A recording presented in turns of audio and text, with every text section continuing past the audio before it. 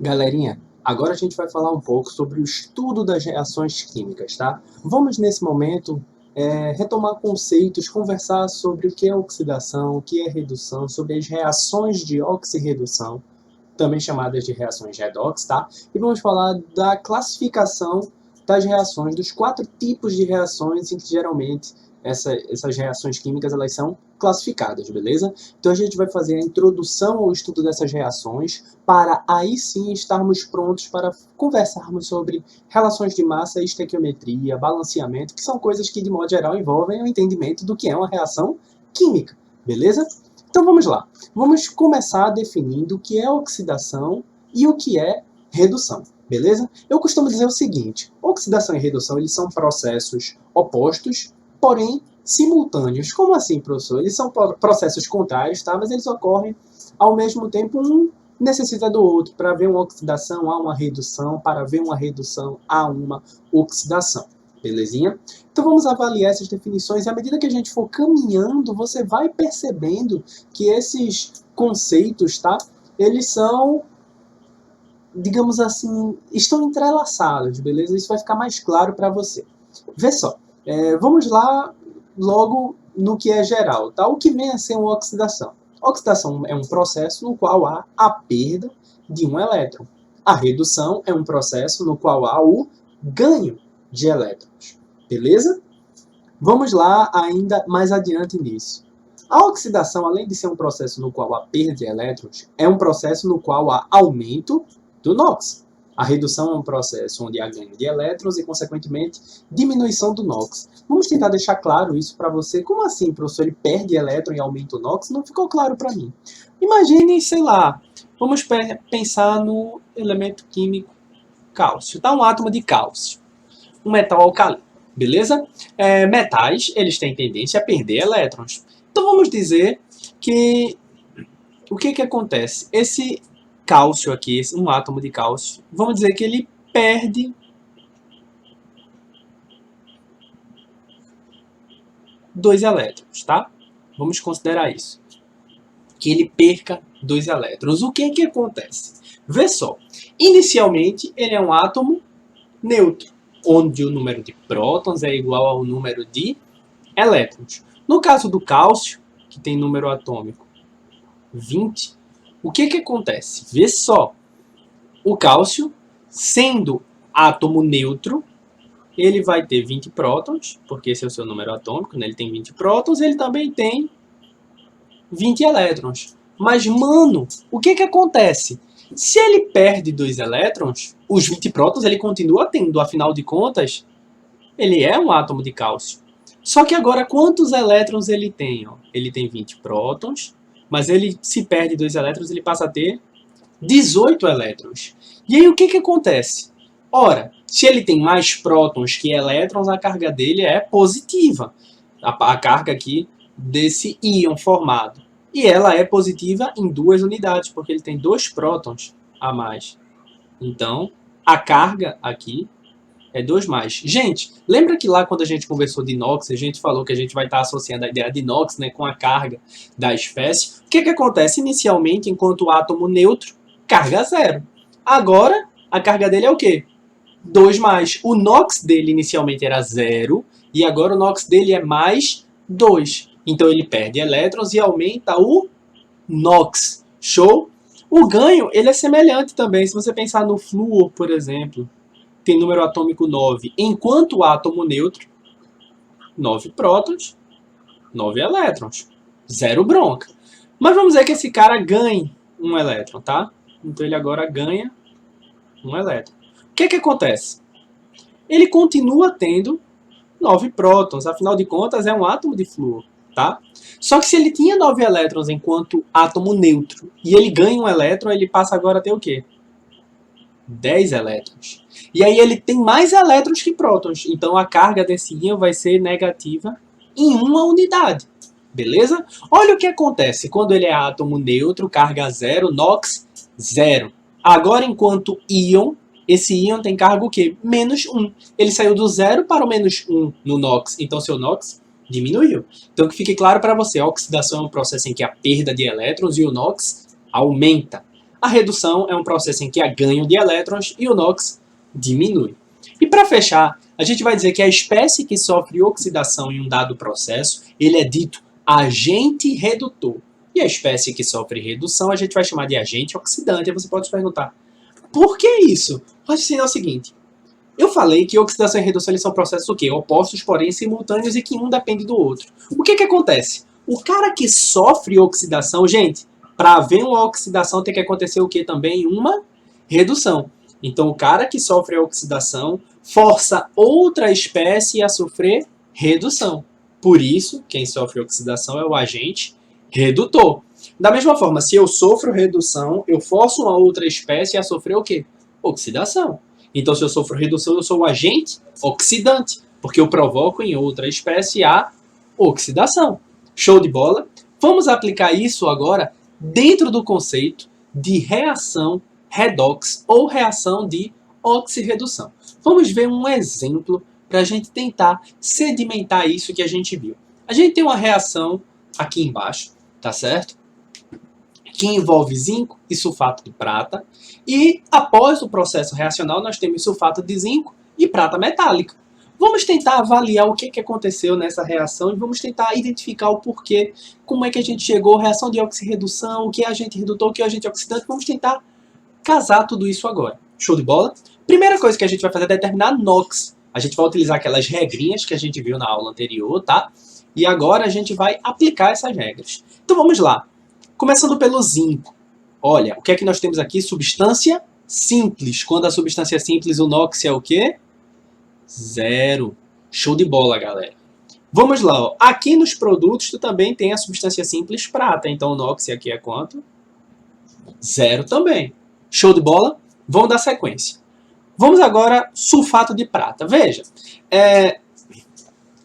eu vou mostrar as duas formas de fazer, tá? Vou mostrar uma forma ampla, mais completa, que é a mais aconselhável em boa parte dos casos, mas em alguns processos ela pode ser, digamos assim, otimizada para uma forma mais prática, beleza? Porque aqui eu posso perceber que só aparece sulfato, SO4, em uma substância nos reagentes, e essa mesma entidade ela se repete em apenas uma substância nos produtos, então eu posso usar uma forma condensada para fazer mais rápido. Mas vamos primeiro fazer a forma mais ampla que você deve aplicar nos casos em geral, tá? Veja, como é que eu vou descobrir o NOx aqui? Vamos lá. A prata, a gente viu lá que o NOx dela é mais 1. Então, o NOx da prata, mais 1. O do oxigênio, nesse caso, ele é o quê? Menos 2. Falta a gente descobrir o NOx do enxofre. Como é que a gente vai fazer isso? Lembra, substância composta, vamos fazer a soma total, né? Então, a carga da prata é mais 1, mas eu tenho 2 átomos de prata. Então, 2 vezes mais 1 dá mais 2. Mais. O enxofre é o que eu quero descobrir, então eu vou chamar de X. Beleza? E o oxigênio, ó, a carga é menos 2, o NOx é menos 2, mas eu tenho quantos átomos? 4. Então, 4 vezes menos 2 dá menos 8. Não é isso? E tudo, o somatório tem que dar 0. Se você fizer essa incrível conta aqui, ó, vou continuar aqui do lado, tá? Você vai ter mais com menos dá menos, então você tem menos 8 mais 2, que é menos 6. Então você fica com x menos 6 igual a 0. Passando para o outro lado, você vai ter x igual a mais 6. Então qual é o NOx do enxofre aqui? Mais 6. Beleza? Vamos fazer agora o processo aqui com sulfato de zinco. O zinco, a gente tá ligado que a carga dele é mais 2. Volta lá na aula de NOx, se você tiver esquecido dessa regrinha geral, tá?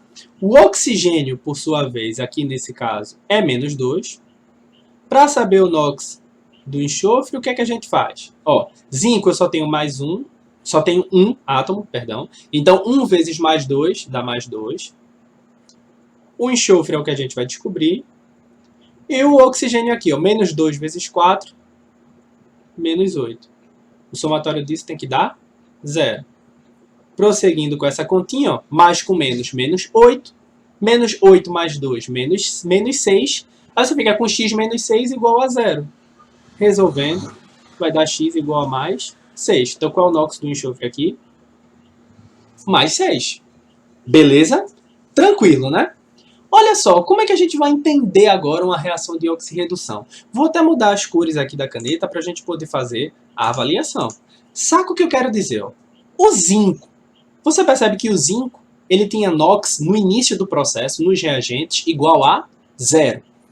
Quando você vai olhar o zinco no seu composto lá nos produtos da reação, qual é o NOx do zinco aqui, gente?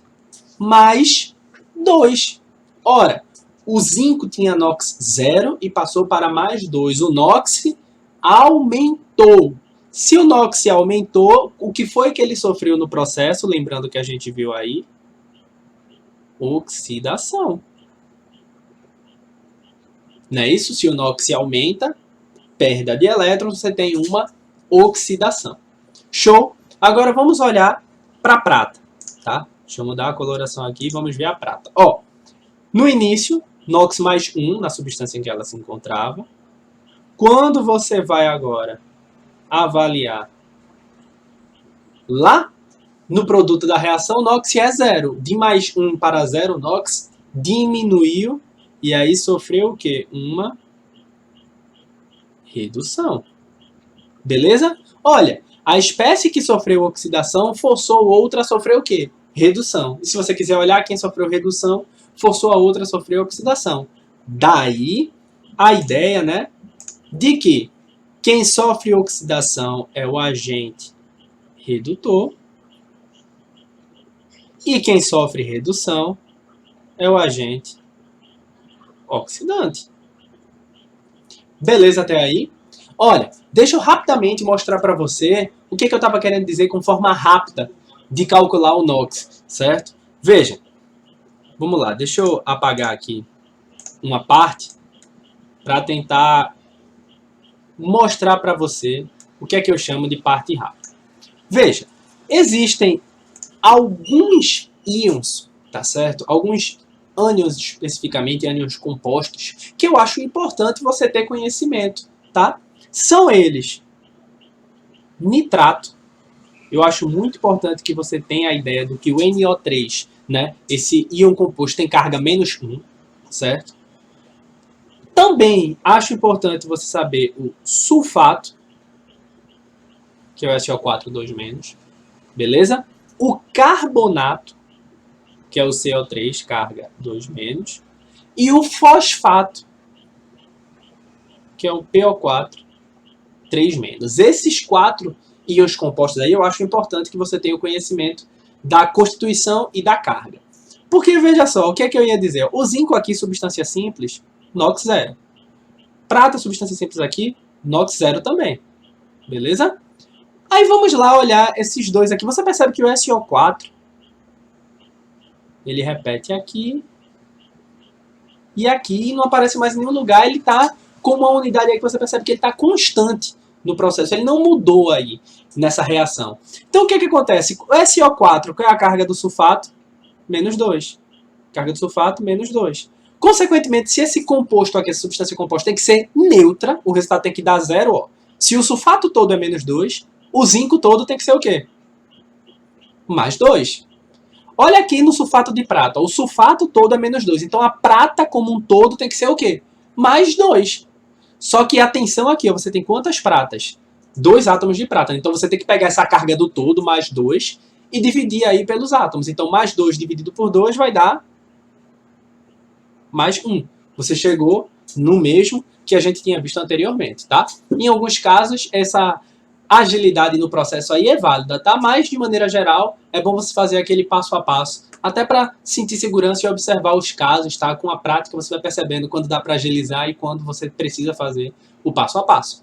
Tranquilo até aí? Então, veja, a gente agora combinou as definições de oxidação e redução de agente redutor e agente oxidante numa reação. E você percebeu que nessa reação você observou as variações do NOx. Você observou a espécie que está oxidando, a espécie que está reduzindo, as substâncias envolvidas, quem é agente redutor, quem é agente oxidante. E isso aí é um caso clássico de uma reação de oxirredução que você pode observar em provas. Beleza? Então, já entendeu aí o que é a reação de oxirredução? Vamos agora, então, fechar essa nossa aula falando sobre os tipos, as classificações das reações químicas, né?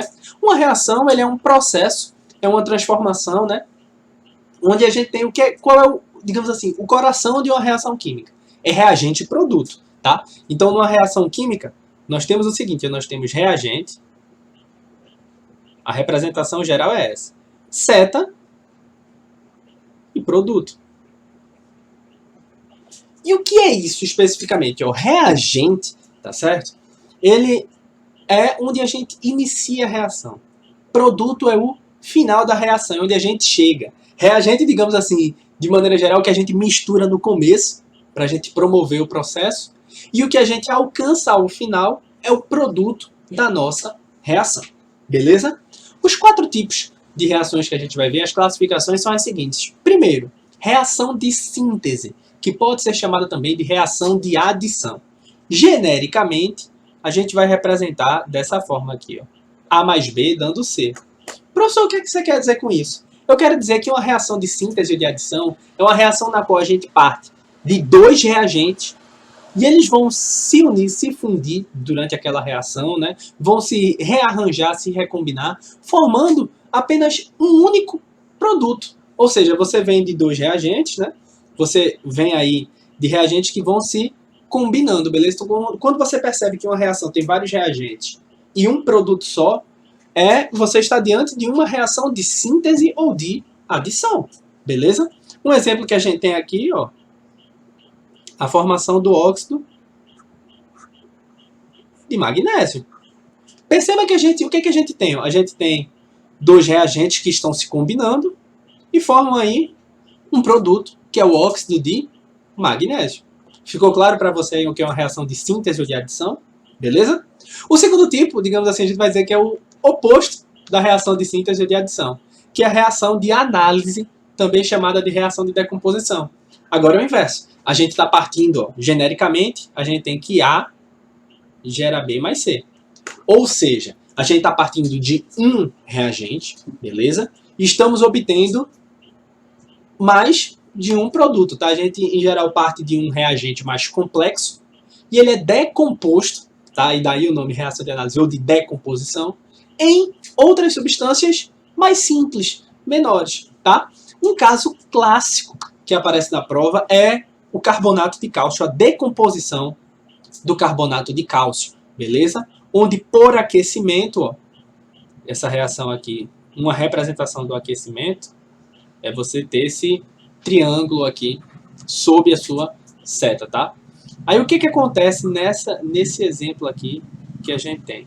O carbonato de cálcio, ele é decomposto em óxido de cálcio e gás carbônico, tá? Ou dióxido de carbono. E essa é uma reação típica que aparece muito nas provas, tá? Quando vai falar na calcinação, por exemplo, do carbonato de cálcio, ele está falando de um processo, tá? Onde a gente vai levar ele à mufla, tá? E vai haver uma decomposição, formando aí óxido de cálcio e gás carbônico, beleza? Então aí, ó, a gente tinha um reagente, agora a gente tem mais de um produto, tá? A gente teve uma decomposição aí desse nosso reagente. Bem, o terceiro tipo de reação que a gente vai falar dentro dessas classificações é a reação de simples troca, que pode também ser chamada de reação de deslocamento, tá? São sinônimos, ou simples troca ou deslocamento. Genericamente, nós iremos falar dessa reação aqui, ó, como sendo uma reação do tipo A mais BC gerando B mais AC. Você vai perceber aqui, ó, uma troca na posição entre A e B, gerando o composto B e o A mais C, beleza? Uma coisa que é importante assim deixar claro nessa reação de simples troca é que, em geral, o que é que nós temos? Nós temos uma substância simples e uma substância composta lá nos reagentes da nossa reação, e no produto da reação nós teremos uma nova substância simples e uma nova substância composta. Vai ser uma simples troca aí na posição de elementos químicos que vão gerar uma nova substância simples e uma nova substância composta. Exemplificando, vamos ver esse clássico caso aqui, ó, da reação do zinco com sulfato de cobre, beleza? Aqui nós evidenciamos uma reação de simples troca muito claramente, ó. Nós temos a substância simples zinco, tá certo? E aí nós temos uma troca aqui, ó, nas posições do zinco e do cobre, De maneira que nós temos a formação de uma nova substância simples, cobre, e o zinco agora está numa substância composta, sulfato de zinco. Beleza? Isso é uma reação de simples troca, e em geral isso acontece quando? Quando esse A aqui apresenta uma reatividade maior do que esse elementozinho B aqui, beleza? E aí há uma troca nas posições, beleza? E aí temos uma reação de simples troca. Tranquilo isso? O último caso, mas não menos importante que nós veremos, o quarto tipo de reação, é a reação dita de dupla troca, tá? Alguns autores vão chamar de reação de permutação, enfim. A reação de dupla troca, que ela genericamente vai ser escrita dessa forma aqui, ó. AB mais CD, gerando AD mais BC, beleza? Ó, uma troca na posição aí, que vão gerar duas novas substâncias compostas, tá? Você tem aí duas substâncias compostas nos reagentes, e aí há uma reação, e você tem a formação de duas novas substâncias compostas, beleza? E nesse caso nós temos uma reação de dupla troca. Vejamos um caso clássico aqui de reação de dupla troca, na qual há formação de precipitado, beleza? E esse precipitado, no caso, é o cloreto de prata, que é um sal insolúvel, ele é praticamente insolúvel, tá? E aí, como o seu coeficiente de solubilidade é muito baixo, a gente pode dizer que ele é um sal insolúvel. E como ele é insolúvel, ele vai precipitar. Como assim, professor? Ó, o cloreto de sódio, ele é uma solução, beleza? O nitrato de prata é uma outra solução. Mas quando a gente mistura essas duas, há a formação de um sólido branco que vai precipitar, vai para o fundo do recipiente, e esse precipitado é o cloreto de prata. E perceba que essa é uma reação de dupla troca. Como assim? Veja só, você tem o cloreto de sódio e o nitrato de prata. E quando há a inversão aqui, ó, você tem a formação de duas novas substâncias compostas aqui, perceba. Ó, o nitrato de sódio, ó, tomando aqui a posição da prata, e a prata aqui ó, se combina com o cloro, uma nova substância composta, e esse cara aqui, ele é o precipitado que a gente está falando, tá? Que é formado, o precipitado branco, cloreto de prata, que é um sal praticamente insolúvel. Tem outras reações que a gente pode classificar como dupla troca também. Uma típica é a reação entre um ácido de arrênios e uma base de arrênios, aquela reação de neutralização tradicional. Ali temos uma reação de dupla troca também. Vejamos, ó. Vamos pegar o exemplo mais clássico de todos, a formação do sal de cozinha do cloreto de sódio, a reação entre o ácido clorídrico e o hidróxido de sódio. Reação de neutralização. Ácido mais base dá o quê? Sal e água. Beleza? Então, se a gente pega aqui, ó, e faz a troca na posição entre esses dois elementos aqui, olha o que teremos, ó. NaCl, o sal, e HOH, que eu posso escrever como H2O. Sal e água, reação de neutralização, beleza? Então aquela reação de neutralização típica que a gente conhece também é um outro exemplo de reação de dupla troca. Show de bola? Então, fechando, o que é que nós temos aí? Nós falamos lá no começo das reações de oxirredução, né, para você identificar uma reação de oxirredução, e classificamos as reações em 4 tipos tradicionais que muitos autores, muitos livros trazem, tá? Que são as reações de adição, de decomposição, simples troca e dupla troca. Show de bola? Qualquer dúvida, você entra em contato, tá? Um cheiro e até a próxima.